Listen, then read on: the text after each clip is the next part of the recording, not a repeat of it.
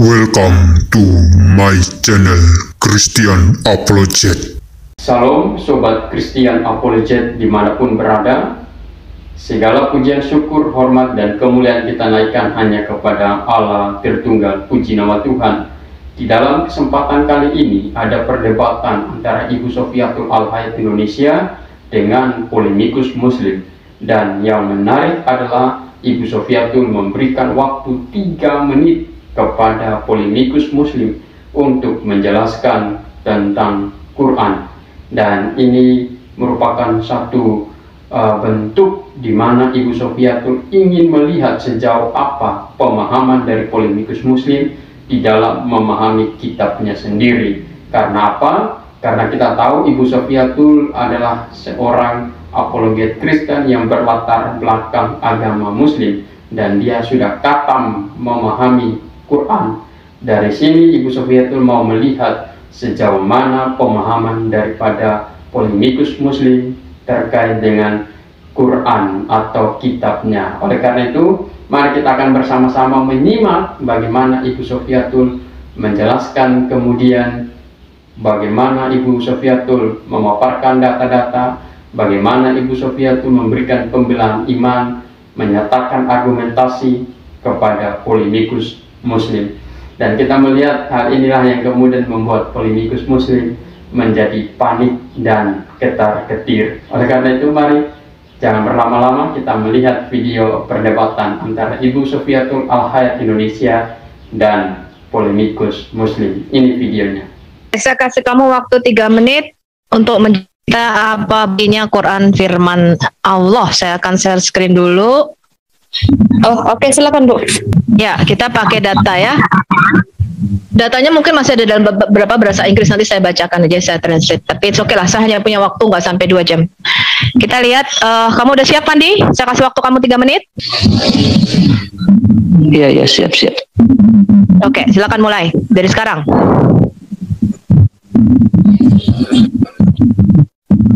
Ayo, waktunya udah jalan. Iya. Jadi gini,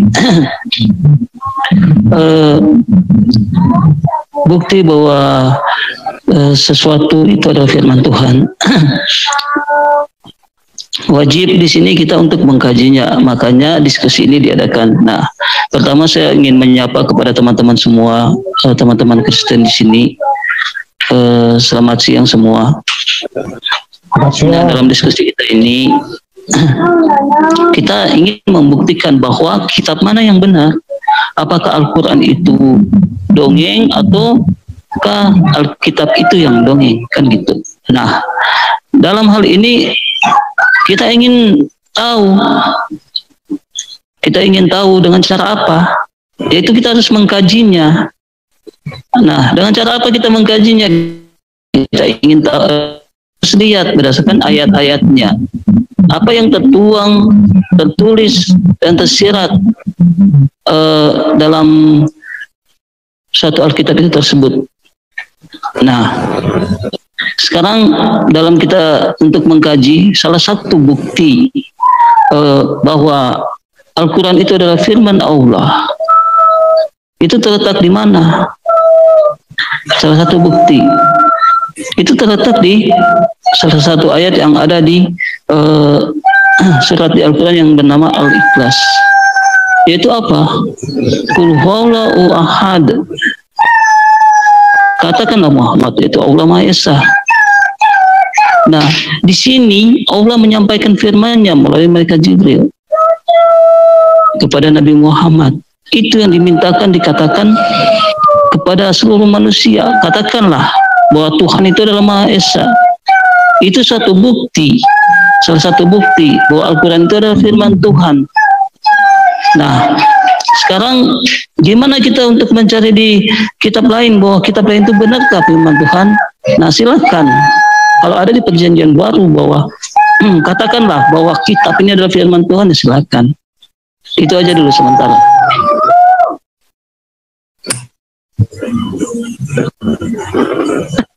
Jadi bukti Al-Quran firman Tuhan adalah surat Al-Ikhlas ayat 1. Boleh lagi pernyataan kamu? Ya, silakan. Oke, Gimana saya Fandi? akan Dijawab dulu Fandi. Bentar ya, aku akan buka data dulu ya. Jadi dia menjawab bukti bukti Quran firman Tuhan tuh Al-Ikhlas ayat 1 ya.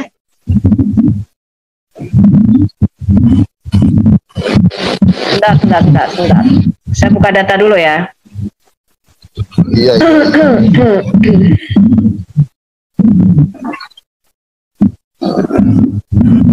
Jadi Fani mau buktikan bahwa kitabnya adalah firman Allah dengan dibukakan ayat Al-Ikhlas. Kita lihat data dari Al-Ikhlas.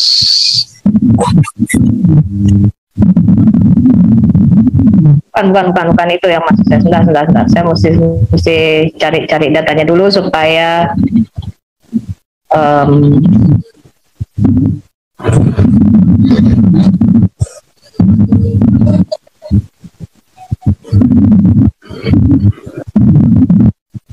Jadi saya untuk menyabarkan konten saya membuat aja siap-siap dimualafkan.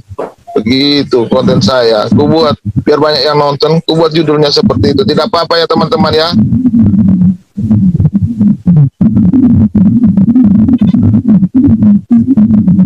Bebas saja.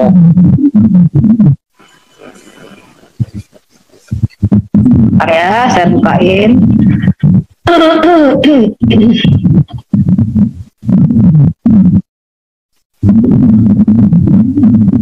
Oke, saya kasih Anda satu. Jadi bukti Quran firman Allah adalah surat Al-Ikhlas ayat 1. Anda tahu nggak bahwa agama-agama sebelum Islam itu juga menyembah satu Tuhan yang sama? Contohnya Firaun Mesir, Akhenaten. Itu dia menyembah satu Tuhan yang sama. Dia mengakui hanya ada satu Tuhan. Contoh lainnya adalah agama Zoroaster. Dia menyembah Ahura Mazda. Dan agama Yahudi dan Kristen sudah berabad-abad sebelumnya menyatakan Allah itu Esa. Betul nggak teman-teman? Dan saya bisa tunjukkan sama kamu banyak sekali ayat-ayat di dalam Alkitab Allah itu Esa. Ya, keberapaan jumlah Allah itu is not the issue. Ya, orang Kristen dan Yahudi itu tahu Allah cuma satu. Allah ada berapa? Cuma satu. Allah yang sejati. Itu kuno. Kekristenan bukan bicara Allah ada berapa. Sebab akar kekristenan itu agama Yahudi. Kristen itu adalah sekte daripada agama Yahudi yang namanya sekte jalan lurus. Kekristenan tidak berangkat dari agama pagan Quraisy yang menyatakan ada banyak Allah atau politeisme, sehingga harus menegaskan bahwa Allah itu cuma satu. Kristen tidak bicara Allah ada berapa. Kekristenan itu bicara Allah itu bagaimana dia menyatakan dirinya ketika sang firman itu nusul ke dalam dunia. Saya kasih kamu satu bukti yang cukup singkat mengenai surat Al-Ikhlas.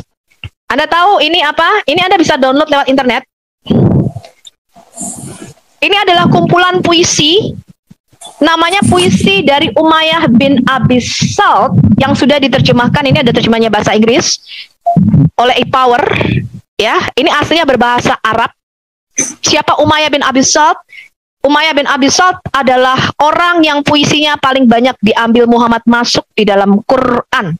Anda bisa download, Anda bisa beli. Ini bukunya Umayyah bin Abi Salt. Judulnya Diwan Umayyah bin Abi Salt atau kumpulan puisi Umayyah bin Abi Salt. Anda bisa lihat share screen saya ya, teman-teman ya.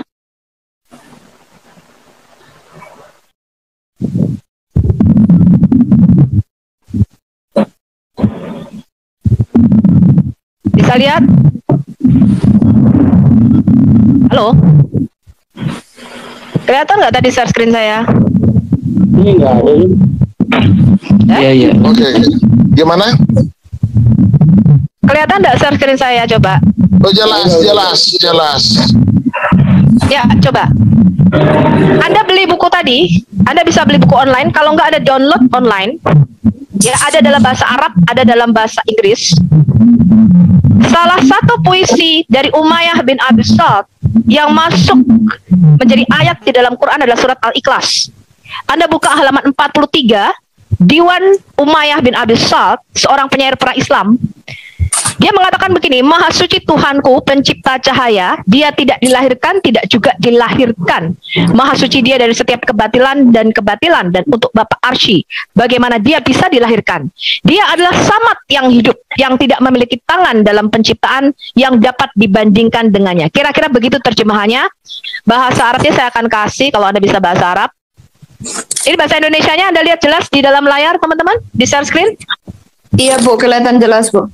Ya, ini adalah puisi dari Umayyah bin Abi Salt yang sama dengan surat Al-Ikhlas yang masuk menjadi ayat di dalam Quran. Saya bisa tunjukkan ada sekitar hampir 14 puisi dari Umayyah bin Abi Salt yang masuk menjadi ayat-ayat di dalam Quran. Salah satunya surat Al-Ikhlas. Ya, dan di halaman 43 ditulis begini, Maha suci Tuhanku, pencipta cahaya, dia tidak dilahirkan, tidak juga dilahirkan. Lam yalid wa lam yulad di sini ya. Maha suci dia dari setiap kebatilan dan keburukan harusnya ya, mungkin atau apa ini, karena bahasa Arabnya ada di sini ya. Dan untuk Bapa Arsy, istilah Arsy dia ciptakan ya. Bagaimana dia bisa dilahirkan? Dia adalah Samad, As-Samad yang hidup. Dia tidak memiliki tangan dalam penciptaan yang dapat dibandingkan dengannya.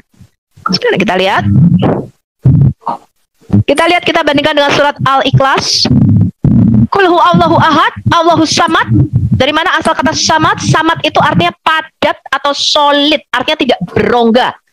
Ya, jadi karena pada waktu itu ada orang-orang Islam bertanya, kamu memanggil kita kepada Allah, kamu tunjukkan seperti apa Allah itu.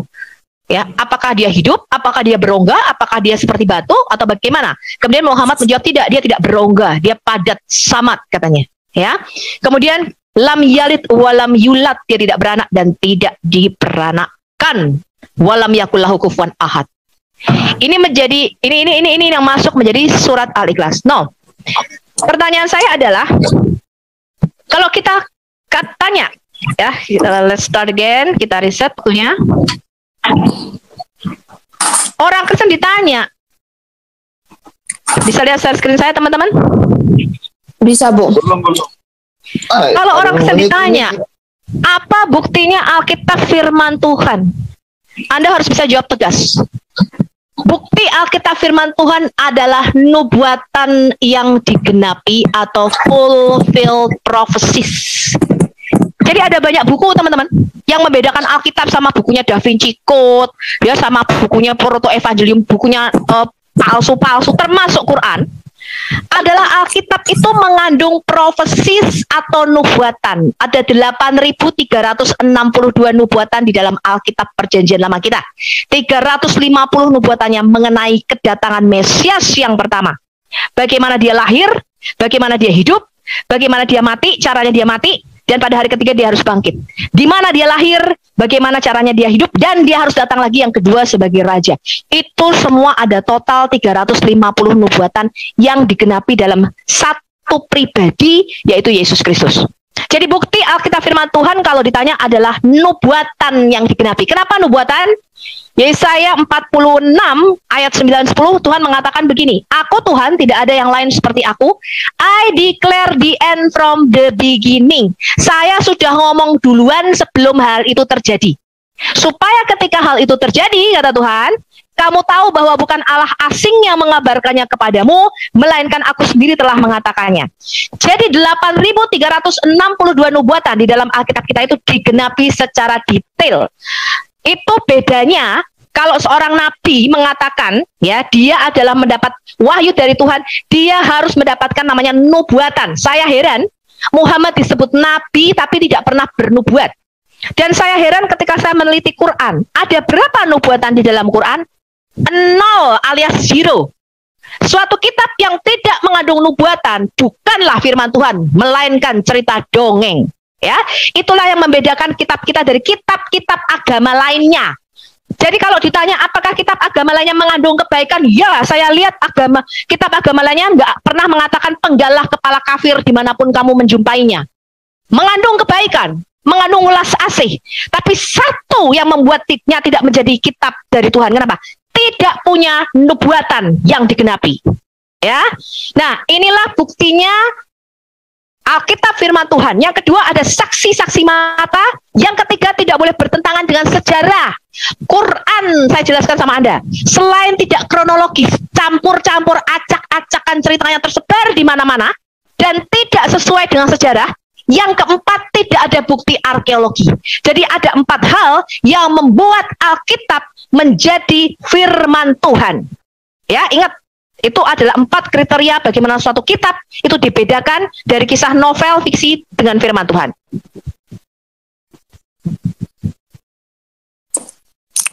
Oke, pertanyaan saya yang kedua. Silakan, Bu. Silakan. Saya bertanya, Fandi punya waktu 3 menit untuk menjawab.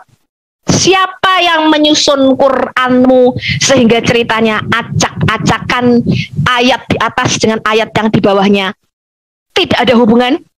Cerita para nabi tersebar di berbagai surah. Siapa yang menyusun surahmu? Saya share screen, waktunya 3 menit.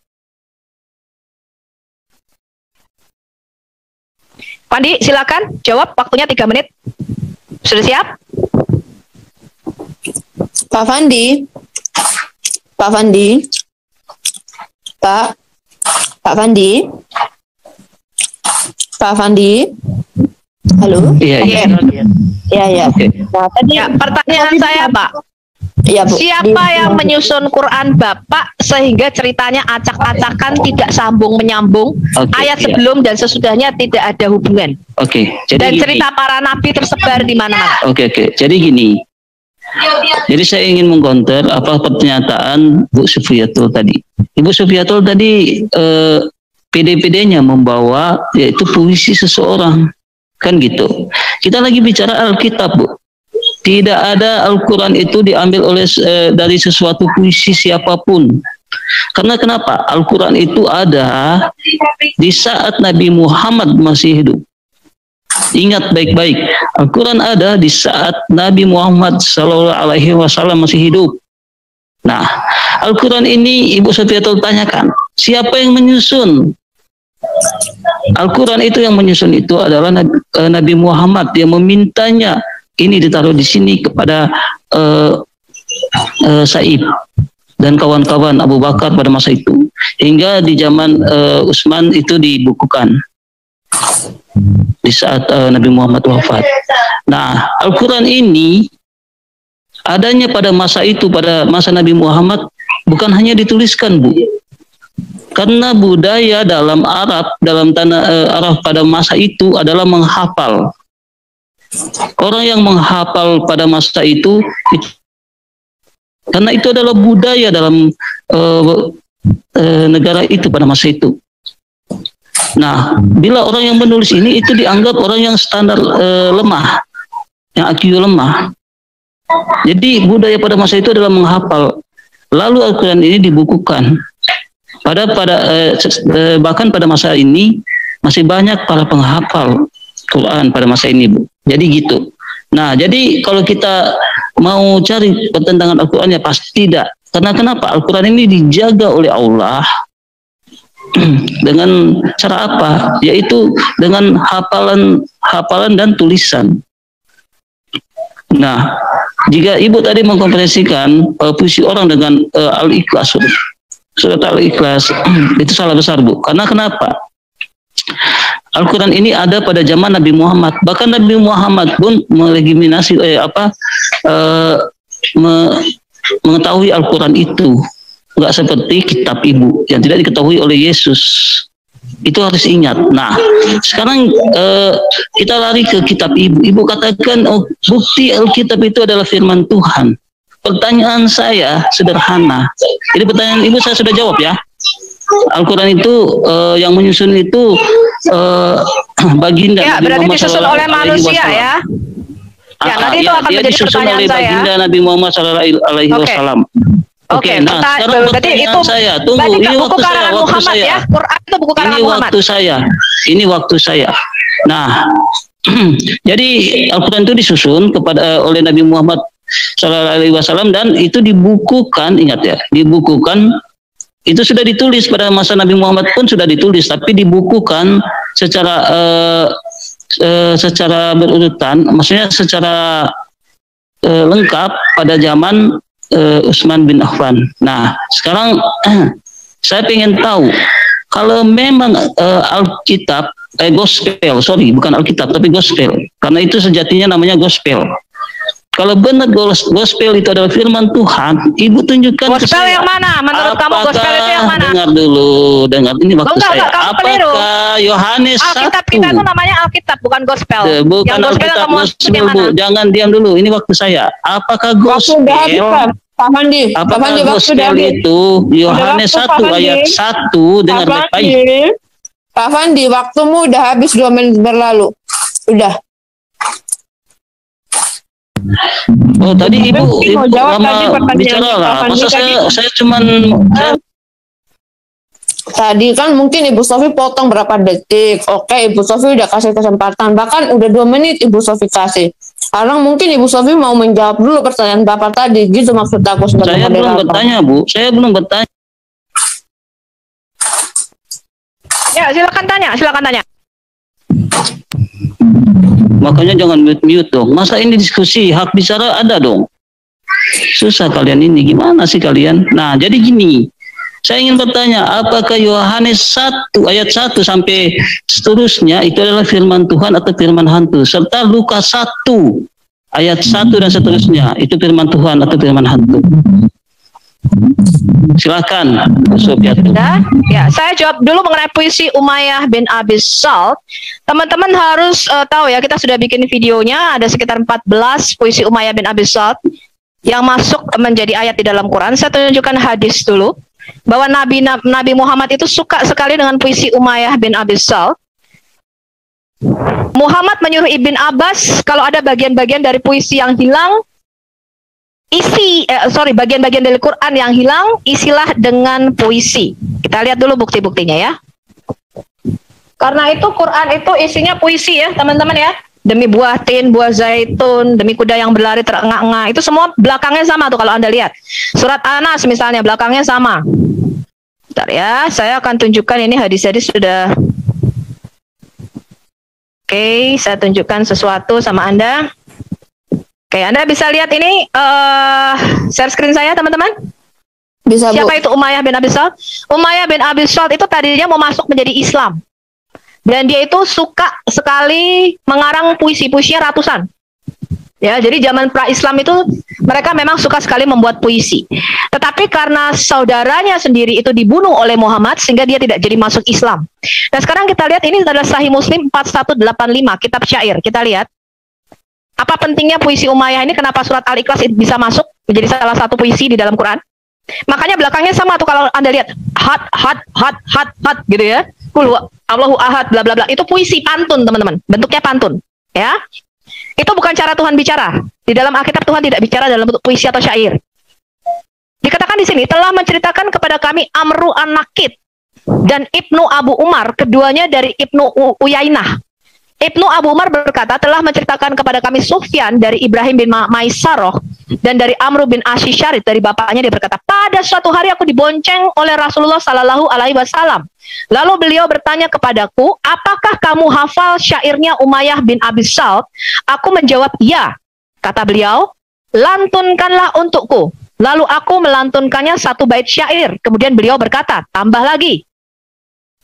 Kemudian aku lantunkan lagi, namun beliau berkata tambah lagi, hingga aku melantunkannya sebanyak 100 bait. Dan telah menceritakannya kepadaku Suhair bin Harb dan Ahmad bin Abdas dan seluruhnya dari Ibnu Uyainah, dari Ibrahim bin Maisaroh, dari Amru bin Syarid atau Ya'qub bin Ashim bin Asyarid. Dia berkata, ini yang menceritakan syairnya ini sepupunya Umayyah bin Abi Salt ya. Dia berkata, pada suatu hari Rasulullah Sallallahu Alaihi Wasallam memboncengku, lalu dia menyebutkan hadits yang serupa dan telah menceritakan kepada kami Yahya bin Yahya telah mengabarkan kepada kami Al-Mutamir bin Sulaiman, demikian juga diriwayatkan dari jalur lainnya dan telah menceritakan kepadaku. Jadi ini sahih ya, jalur periwayatnya banyak. Dari Suhair bin Harb telah menceritakan kepada kami Abdurrahman bin Mahdi, keduanya dari Abdullah bin Abdurrahman At-Taifi, dari Amru bin Ashisharit dari bapaknya. Dia berkata, Rasulullah Sallallahu Alaihi Wasallam memintaku untuk menyenandungkan syair serupa dengan hadis Ibrahim bin Maisaroh, namun ada tambahan. Hampir saja dia masuk Islam. Jadi nada Umayyah bin Abi Salt itu monoteis, dia menyembah satu Tuhan. Ya, jadi dia itu bukan orang pagan, dia tidak menyembah berhala-berhala Quraisy pada waktu itu. Dia itu menyembah hanya satu Tuhan yang sama. Makanya puisinya termasuk puisi surat Al-Ikhlas itu masuk menjadi ayat di dalam Quran. ya. Dan dikatakan sungguh hampir saja dia masuk Islam karena syairnya. Nah, kalau Anda lihat Ibn Katsir, sebentar saya kasih Anda data ya. Bahwa puisi-puisi Umayyah bin Abi Salt itu begitu disukai oleh Muhammad, sehingga dikatakan puisi-puisinya ini, sebentar, aku harus buka Ibn Katsir nih. Ya, Ibn Katsir menyatakan puisi-puisinya itu adalah senada dengan nafas-nafas monoteisme yang dibawa oleh Muhammad, ya. Nah, ini. Sorry. Aku share screen ya.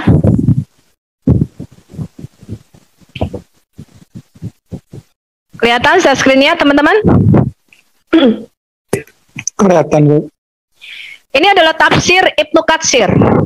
Dikatakan begini, dan Syubah berkata atas otoritas Yara bin Atad, atas otoritas Nafi bin Ashim, atas otoritas Abdullah bin Amir, radhiyallahu anhu, katanya, ya, diriwayatkan dari tanpa jalan dan syahih baginya, seolah-olah dia hanya ingin agar Umayyah bin Abi Salt serupa dengannya.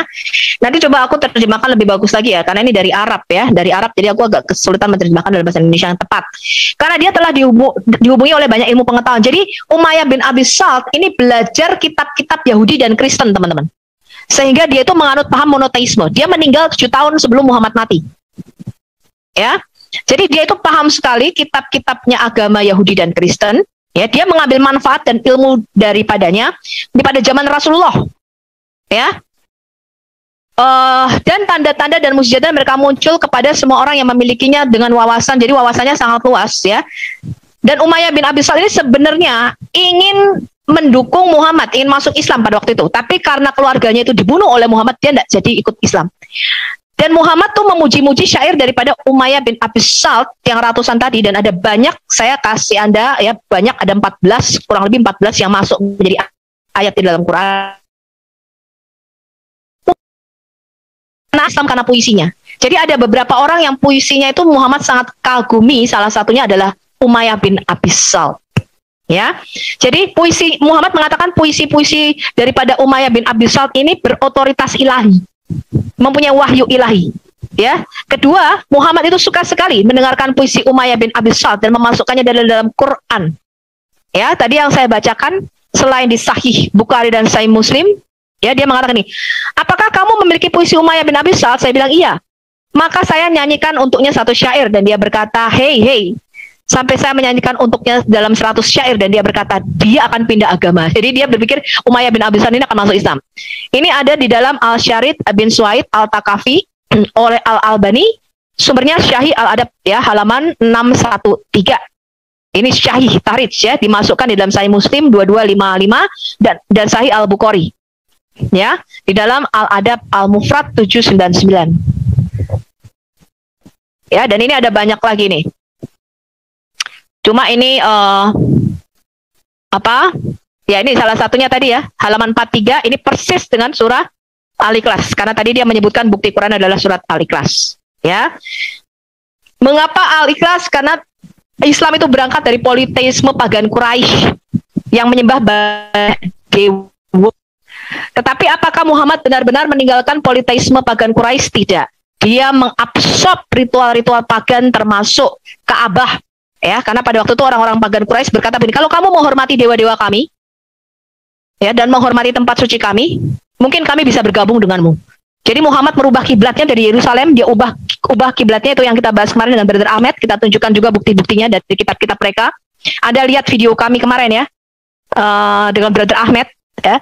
Dia mengubah kiblatnya dari Yerusalem, dia mengubahnya ke Ka'bah untuk menyenangkan hati pagan Quraisy dan mengambil ritual mereka. Bahkan dia memuji dewa-dewa mereka, Alat, Al-Uzza, dan Manat.